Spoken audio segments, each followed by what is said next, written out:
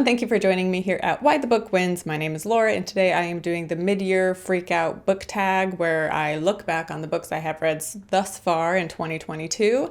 And before I get into these questions, I wanted to share that in August, it will be the 2-year anniversary of doing my book versus movie episodes, which is where the name Why the Book Wins comes from, is because book versus movie. Anyway, in August, I will have been doing that for 2 years, so I will do a similar video where I'm going to look back at the book versus movie episodes I have covered in the last year and talking about the best and the worst. But that one will be book versus movie specific. So I'm really looking forward to that one. So yeah, stay tuned for that in August. But anyway, on to books. So the first question is, what is the best book you have read so far? And if you watch my monthly wrap-ups, I rank the books I read, and so I end with the best one, and then I choose if it's still the best of 2022 or not. And so you already know what I think the best book of 2022 is, and that is The Power of the Dog by Thomas Savage. And I got this first edition copy, which I am still just so proud to own because these are so rare. Anyway, this is an incredible book and an amazing movie. And if you need a plot synopsis, we have two brothers, Phil and I forget the other brother's name, but anyway, the other brother marries a woman, Rose, and Phil doesn't like Rose or her son Peter, and things happen. That's all I'll say. I actually went into this knowing basically nothing, and it was great. But yeah, amazing book, so well written, great character development, love it so much. And it might look lengthy, but it's actually not, and so I like that too, that it's just succinct, and it doesn't feel like it elaborates too much on certain things. It just gives you the perfect amount of information. And I'm gonna give another answer for this one, and this is a sneak peek into my June 2022 wrap-up because this one I finished this month and it was incredible, and that is Sometimes a Great Notion by Ken Kesey. Sorry about the glare. Both of these books this one was published in 1966, this one is 1964, so around the same time. This one is about a family of loggers in Oregon, and there is a strike going on, but this family is working regardless, and so the whole town is mad at them because the strike is doing nothing because they're still working. So we have that going on, the drama with the strike, plus we have drama going on within the family because this estranged brother comes back to help them, and we learn different secrets about their past, and one brother is wanting to get revenge on the other, and all this stuff. And the way it's written is so unique because we're jumping back and forth in time, switching perspectives, and it's constant, and it's just constantly jumping around. But it's not confusing. Like, it's just so well done. And yeah, I loved it. And again, you will be hearing more about this in my wrap-up.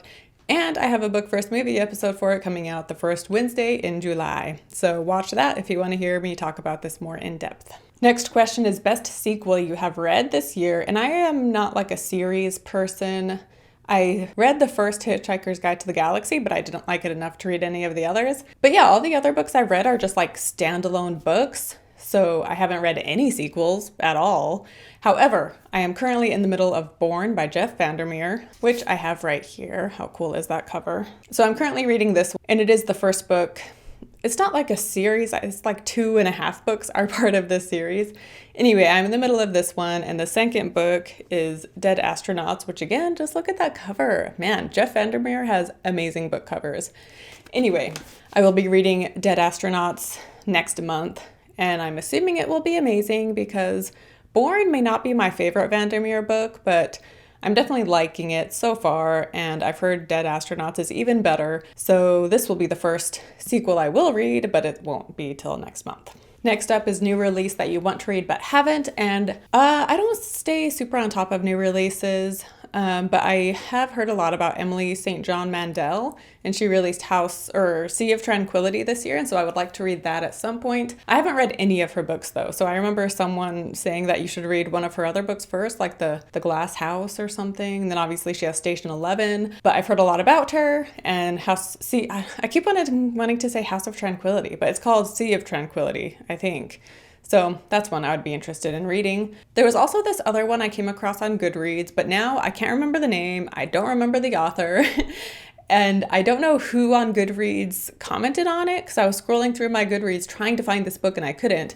So I'm going to describe it, and if you know this book, then comment down below because I really want to read this one, and it came out this year, and it's like written by a woman, and it's like this dystopian future that has like something to do with mothers, I think. And the title is like this weird, like Delatroid or something like that. And the cover is like the close-up of a woman's face on the side, and she looks doll-like, and maybe it's cracked. That's all I know. But I remember thinking it looked really interesting, and it came out this year, but now I can't find it again. So if that sounds familiar, comment down below so I can find it. And then most anticipated release for the second half of the year. Again, I don't really pay attention to new releases, so I don't know what's coming out in the second half that I will be interested in. So I guess we'll see. Next question is the biggest surprise that I read this year. And I read a lot of books that were a pleasant surprise that I really liked. But the one I am choosing for this one is Last House on Needless Street by Catriona Ward. This one I'm choosing because not only was it a surprise because it was so good, but it was just so surprising. Like the events that happened, then things that are revealed, I was just constantly like, oh my gosh. And then something else would happen later and you're just like, what? And so I love books like that. And yeah, this one was just so good. It is about a woman who is looking for her sister who went missing 10 years ago. And this guy who lives in the last house on Needless Street, and he owns a cat, and we get things from the cat's perspective as well. And yeah, it's just such a well-written story, and it's just put together so well. I will say this does deal with child abuse, so trigger warning for that. But it was a really good book, and I was very surprised how much I loved it. Next up is Biggest Disappointment, and this one goes hand in hand with the biggest surprise because the biggest disappointment was Sundial by Catriona Ward. This one came out this year.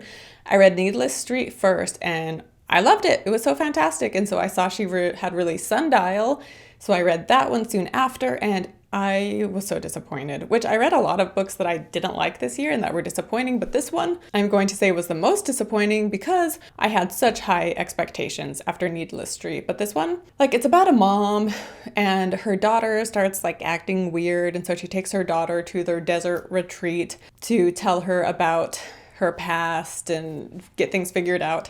But it was just kind of boring, and the things that were revealed weren't that interesting. And I was curious what was going to happen in the end and what, how it all made sense. But I wasn't, like, it got to the point where I was curious, but it was like in an annoyed way where it's just wanting her to get to the point already. And the ending I did not like. Yeah, and there were frustrating characters as well, which you kind of understand their actions, but it was still just frustrating. And yeah, I was very disappointed. And if you like Needless Street, I would not recommend Sundial. She has a lot of other books, so I will continue to read her books and find others that I'm sure are also good. But yeah, Sundial just didn't do it for me. And then I'll also throw Verity in there because I did not like Verity. And I made a rant review video for that back in February. And that video has done pretty well. Like, it's one of my most viewed videos, and I did not expect that. So that was a surprise. Next up is favorite new author to me. As far as books, like authors, I've read multiple books of this year. I've read 2 Catriona Ward, but I wouldn't say she's a new favorite per se. I mean, I'm definitely keeping my eye out on her books and will want to read more though. I have read 2 Patricia Highsmith books, and I liked those, but I wasn't like in love with them. Yeah, the author I've read the most of this year is Stephen King, but I've read him in the past, but this year I've just really gone in depth into his books. So even though he's not new to me, I'll still say him because, well, I don't know, I guess as far as someone that I had never read before, I'll still say Stephen King. I don't know who else to say. There's other books that I've really liked, but I haven't necessarily sought out more by the author. Kindred by Octavia E. Butler was really good, but I haven't sought out more of her books for some reason. Also, my book reading is dominated by book versus movie stuff, so if it hasn't been adapted, it takes me longer to get around to it. But yeah, anyway, I guess I'll say Stephen King. And then we have newest fictional crush, and I feel like a lot of my answers might be disappointing. I haven't read sequels. I don't know who my new favorite discovered author is, and I don't get fictional crushes. I don't get crushes on fictional characters, so I don't know how to answer this one either. But I guess 2 characters that I have liked and respect. So the first one is Pat from Silver Linings Playbook, which I forgot I even read this book until I was looking through the books I read this year, and I saw Silver Linings Playbook, and I was like, oh, yeah, I forgot I read that. But I'll say Pat, even if it was a book I didn't remember. But Pat, because he is trying so hard to be a better person and to understand where other people are coming from. And he's an empathetic person. And he is also like, he has brain damage, which has caused him to be more childlike in some ways. And so that just makes him seem so endearing. And I mean, he's not a perfect person by any means, but none of us are. But yeah, I enjoyed his character and reading about things from his perspective. And yeah, and he was like actively trying to be a better person. So yeah, I'll say him. Also, Carol from The Price of Salt / Carol by Patricia Highsmith. I really enjoyed that character as well. She was just an older, more mature woman going through something very difficult, but she didn't sacrifice her love and who she was despite what society was telling her. So yeah, I'll say Carol as well. Next up is a book that made you cry. And again, going back to how maybe I shouldn't have done this tag because my answers are so boring, because I don't often cry from books. I feel like movies make me cry more often. Just, I don't know, something about seeing it play out before your eyes is one reason why I love movies, is that sometimes it'll get to me more. Books have made me cry in the past, but yeah, this year I've had books that made me just feel a lot of emotions, but the only book that like made me feel on the verge of tears, even if I didn't officially cry, would be Native Son by Richard Wright. I actually like just finished this book the other day, and it is a tough book to read, and like for multiple reasons. People read it in school, but that kind of surprises me. I feel like this is better like for adults. There were just some parts in here that are just like reading about the world of the 1930s and how terrible it was and just the horrible things that are said. And so, yeah, like I'll be talking about this more in my June wrap up, and I will be having a book first movie for it, but it won't be out till August because there are some new releases for next month. But so I will be talking about it more in depth at that point. But yeah, a really tough book to read, but I did really like it. I gave it 4 stars. This one, you know, like I said, Power of the Dog was very succinct for the most part. This one, there are times where it's kind of repetitive and long-winded, especially near the end. But like the whole time you're reading it, the whole time I was reading it, like I just felt this tightness in my chest, and you just feel so much anxiety, and it's very evocative, but all of the emotions it makes you feel, like none of them are positive. So gotta be in the right place to read a book like this. And then a book that made me happy, the easy answer for this would be to say Anne of Green Gables, but I talk about that book a lot. So I'll pick a different one, and I will say like the middle section of 11/22/63. This is a pretty big book. And the middle of it, the main character is working at a school, and he's falling in love, and he's like really connecting with these students and changing their lives for the better, and just it's so wholesome and so sweet. And I did like the romance. Well, there was like one part of the romance I didn't like, but overall I really enjoyed it. And that middle part was, yeah, just so wholesome. And it does not feel like you're reading a Stephen King book in that moment, in that section. But yeah, that was like a happy part of this book that I really enjoyed. And I enjoyed this book as a whole too, even the parts that aren't happy. And then the most beautiful book that you have bought this year. So I've bought a lot of beautiful books this year. Suntup Press, Misery Suntup Press, my Easton Press Deluxe Frankenstein, my in general Easton Press are beautiful. All of my Folio Society books are beautiful, but I'm going to pick the one that is right here on display. So this cover is just one of my absolute favorites. I just love it so, so much. You guys are always seeing it because it's always right back there. So obviously I love it. So yeah, that is the one that I will say is the most beautiful. And then I decided to add another question on here, and that is the biggest WTF book that I have read this year. And I have 2 answers. The first one is The Double by Jose Saramago. This is the Spanish edition, but this is about a guy who watches a movie, and a character in the movie, an actor, looks exactly like him. So he reaches out to this guy and he's like, hey, like we are exactly alike. So they meet and they find out that they are exactly alike. And it's like some of the things the characters do like don't make sense. And it's just such a weird book trying to understand why people are reacting the way they are and what is going on and why are they the same and what is the story here, what's real, what isn't. And then when you think you have it figured out, the end happens. And then you're like, wait, what?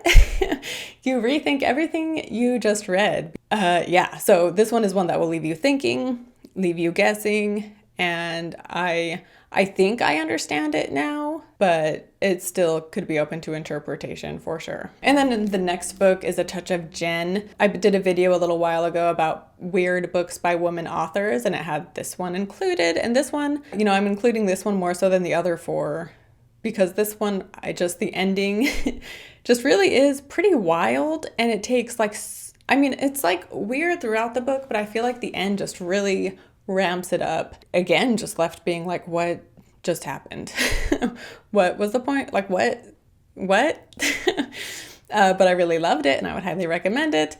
It is about these two people that are obsessed with this woman on Instagram named Jen. And that is all I will say. There's a lot more to this book, but I went into it knowing very little, and I loved it. Not knowing what was going to happen. Yeah, they're obsessed with this woman named Jen. So it's a commentary on social media. It's also a commentary on the self-help culture, and things happen that I did not expect. And again, the ending is just, it's something. And the last question is, what books do you need to read by the end of the year?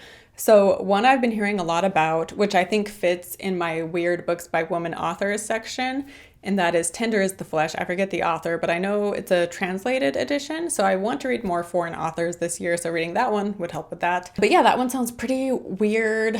I'm not entirely sure what the premise is. As you can see by this video, I like going into books not knowing too much, but I know it's like a dystopian future, and it's with people don't eat animals anymore or something. I think it's kind of like a commentary on eating animals, essentially. But it also sounds like it's pretty weird, and that the ending is pretty shocking, so I really want to read that one. And then also The Godfather is one that I plan on reading this year and doing a book first movie for, and the reason I'm specifically mentioning this one is because it's one that I have been meaning to read for a while, specifically this year because it's like the 75th anniversary of the movie, or 50th anniversary. But the book, I'm worried it'll be boring. I don't have any reason to think it will be, but I'm worried it will be. So I keep putting it off, but I'm planning on reading it in August or September. So I'm talking about it in this video to try to hold myself accountable and read it. And if you've read it and you loved it, comment down below. That way it'll help give me motivation to actually read it. And then the last one I want to mention is Blonde by Joyce Carol Oates. So I'm excited to read this one because it's by Joyce Carol Oates and I want to read more by her. I read a short story, Where Are You Going, Where Have You Been? And I did a book first movie for that with the Ink to Film podcast. And I really loved her writing style, and she is just a very prolific female writer. So I want to read that book, and it is almost 800 pages long. So I'm going to start reading it pretty soon because I need to finish it by September, because that's when the movie comes out. But I'm really excited for it, but it also seems kind of daunting because of the length, and it is not available on audio. The audiobook version of it is only an abridged version, so it is one that I will have to just physically read. So yeah, I'm going to start that one soon to ensure I finish it on time. But yeah, that wraps it up for this video. Thank you guys for watching. Don't forget to give this a thumbs up. Comment down below what your answers are to these questions. What is the best book you have read so far this year? And again, don't forget to subscribe, listen to my Book First Movie podcast, or watch it as a YouTube video. And thank you again, and I'll see you next time. Bye.